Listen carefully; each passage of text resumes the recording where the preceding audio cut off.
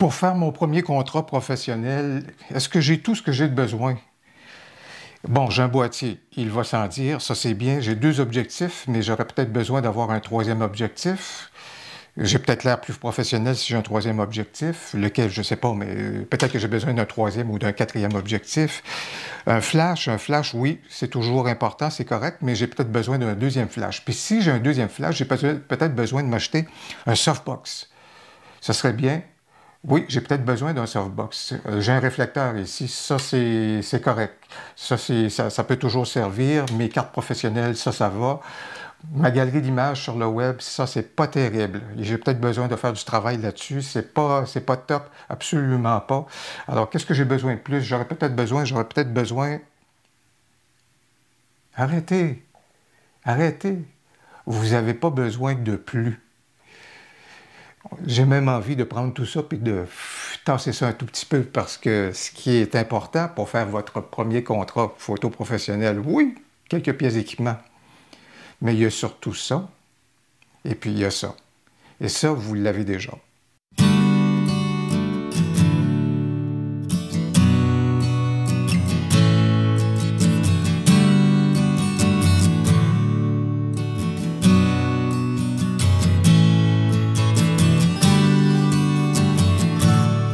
La rencontre entre le mot épicurien et curiosité qui a fait que tous ceux qui sont épicuriens sont un peu curieux. Moi, je suis épicurienne et je suis curieuse, alors c'est ça. Ça nous représente pas mal, ça.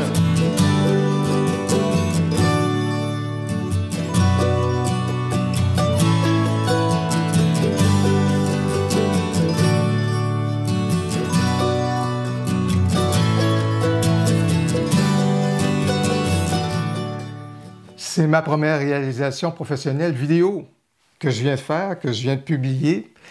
J'en suis très fier, je suis très content et surtout, les commerçants, les gens pour qui elle était destinée, bien, ils sont très, très, très satisfaits du résultat. Alors, tout le monde est content et moi aussi. Ça m'a permis de revivre, si vous voulez, cette première étape-là qu'on a lorsqu'on se lance et qu'on fait une première réalisation professionnelle.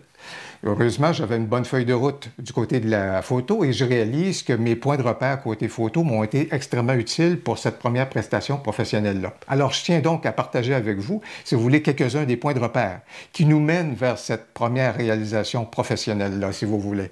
Et si je partage ça avec vous aujourd'hui, c'est parce que j'espère qu'au cours de l'année qui vient, pour ceux et celles qui sont rendus là, qui sentent qu'ils sont sur le point de pouvoir franchir ce pas-là, bien, cette vidéo-ci va pouvoir vous aider justement à faire ce pas-là, à faire le grand saut, si vous voulez, non pas d'abandonner votre emploi ou des choses comme ça, mais à tout le moins de commencer à, si vous voulez, réaliser des prestations professionnelles.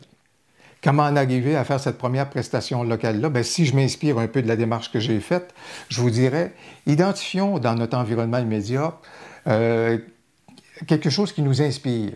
Ça peut être un petit commerce, ça peut être une organisation sans but lucratif, ça peut être une association locale, ça peut être un comité de bienfaisance, etc. N'importe quoi à ce moment-là qui nous inspire et puis on a le goût à ce moment-là de pouvoir travailler avec ces personnes-là. Et là, à partir de là, vous pouvez mettre en pratique, si vous voulez, les 4 éléments suivants que je partage donc avec vous. La première des choses, il faut vendre le besoin. On n'ira pas bien loin dans notre prestation et la prestation n'aura jamais lieu si les gens ne sont pas d'accord ou ne considèrent pas qu'il serait bénéfique pour l'organisation, pour le commerce, d'avoir de nouvelles photos. Ça se peut que les photos sur leur site web ont un certain âge. Ça se peut qu'il n'y ait pas de vidéo à ce moment-là pour bien illustrer leur commerce ou pour leurs médias sociaux ou des trucs du genre. Donc, initialement, lorsqu'on les approche, il faut d'abord vendre le besoin et en fait, ce qui pourrait être avantageux, donc pour l'organisme concerné, etc., d'avoir donc de nouvelles photos, des photos contemporaines. Aussi, puis vous allez voir, c'est en lien beaucoup avec le deuxième élément. Et la deuxième étape qui est très importante quand vous êtes en train de parler aux gens et de vous leur dire, ben, je pense que vous avez besoin de nouvelles photos, ça serait fort intéressant, ça serait sympathique et ne dénigrons pas ce qui existe déjà. Évidemment, on va éviter de tomber dans ce piège-là. Mais la deuxième des choses, c'est quand vous allez leur faire part de la façon que vous travaillez. la façon que vous voulez arriver au résultat, la façon que vous allez les mettre à contribution également dans la réalisation des photos, si vous voulez. Et c'est pour ça que moi, dans mes points de repère, dans ce deuxième élément-là, si vous voulez, j'insiste beaucoup que les gens, on va faire les choses ensemble. Il importe beaucoup pour moi que je sois à l'écoute de ce qu'ils veulent. Que ce soit, je suis beaucoup à l'écoute de l'histoire qu'on veut raconter ou qu'ils voudraient voir exprimée avec les photos. C'est important de dégager cette histoire-là. On est dans le domaine aujourd'hui du storytelling. Vous connaissez, vous avez déjà entendu l'expression, le storytelling. Avec les médias sociaux, avec nos photos, avec nos vidéos, on ne fait pas juste illustrer un lieu, on ne fait pas juste illustrer des situations, des éléments comme ça. On raconte une histoire. Et quelle est l'histoire qu'on raconte? Bien, c'est l'histoire qu'ils voudront bien raconter. Et qu'à ce moment-là, dans votre démarche, ce sera bien important de dire « Moi, je veux beaucoup écouter, puis on va déterminer ensemble, et puis on va en arriver ensemble à voir ce que vous voulez bien dégager, que les photos dégagent à ce moment-là. » Il y a un élément qui est très important pour moi quand je rencontre les clients. C'est de dire dans quelques jours, on va passer du temps ensemble pour réaliser les photos, des trucs du genre. Au terme de cette séance de photos-là, vous allez être heureux si, et là je leur laisse poursuivre la phrase et compléter la phrase. Ils vont être heureux si, quoi? Bien sûr, ils vont répondre, bien, si on a des belles photos, très bien, ça vous allez avoir de belles photos, pas de souci. Mais des belles photos qui vont raconter quoi? Qu'est-ce que vous voulez faire ressortir au sujet de votre organisation? Qu'est-ce que vous voulez faire ressortir au sujet de votre commerce? Qu'est-ce qui importe pour vous? Les gens qui vont voir les photos, qu'est-ce que vous voulez qu'ils retiennent?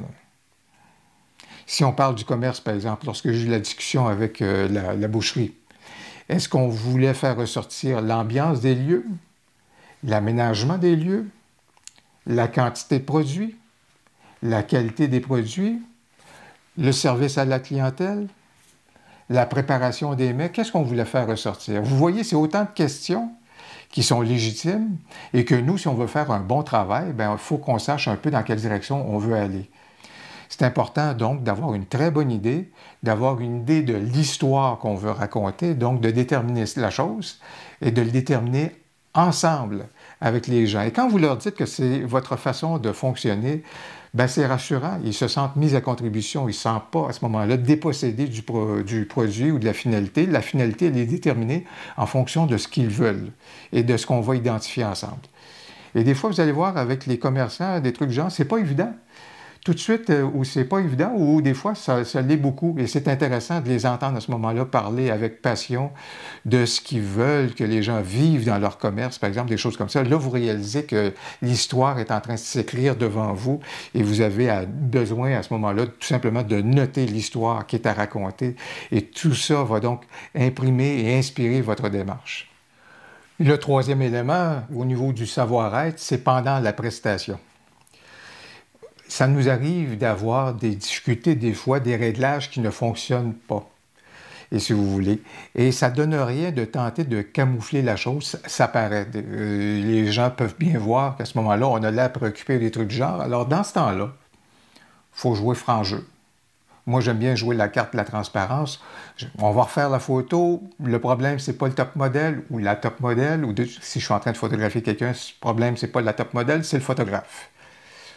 Puis à ce moment-là, j'assume, on rigole, ces trucs du genre. Puis là, la personne que je suis en train de photographier réalise que dans le fond, le problème, c'est pas elle. Là, parce que sinon, évidemment, vous le savez, comment c'est un peu difficile des fois de photographier les gens. Ils sont pas toujours si à l'aise que ça. Alors, moi, je la joue franc jeu. Ah, ça va. J'ai un petit réglage à régler. Le problème, c'est pas la top modèle, c'est moi. Et on continue, puis des trucs du genre. Donc, on est en confiance. Puis des trucs du genre, c'est ce qui se dégage également.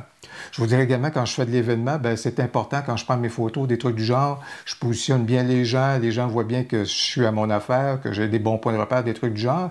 Et il y a des gens qui me réembauchent parce que lorsque c'est un événement, puis un photographe qui prend des photos de l'événement, ben, si l'événement, on veut lui donner un look qui a un certain look professionnel, des trucs du genre, ben vous, comme acteur à l'intérieur de cet événement-là, ben vous avez de l'air également de quelqu'un qui s'y connaît, qui est à son affaire, et puis qu'il dégage une impression à ce moment-là de quelqu'un de pro.